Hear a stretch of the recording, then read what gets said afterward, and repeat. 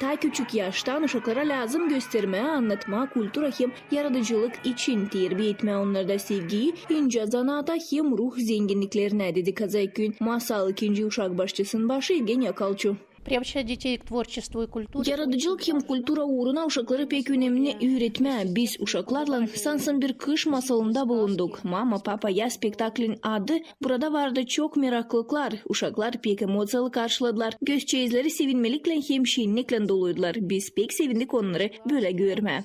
Kurucuların laflarına göre spektakli uşak başçısına teklif etti Gagavuzya Halk Topluluğu'nun deputatı Kazak'tan Alexander Zülger. Göstermenin baş niyeti aile zenginlikleri hem akılına getirir, anne aile en önemli her birin yaşamasında dedi gençler için. Programların başı Andrei Metta.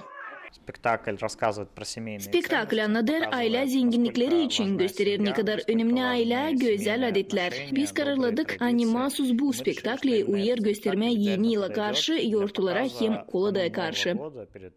Spektakliden sonra uşaklar çağırdılar Ayaz Dadusunu. Onunla beraber uşaklar yaptılar türlü meraklı oyunları hem kabiletiler Ayaz Dadusundan tatlı bağışışları. Yeni yıla karşı spektaklleri kukla tiyatrosu gösterir bir şalmada, Kongasçık'ta, Taraklı'da hem Moldova Respublikası'nın Poyraz dolalarında. Anna Krapirya, Leonid Arfanos, GRT Haberler.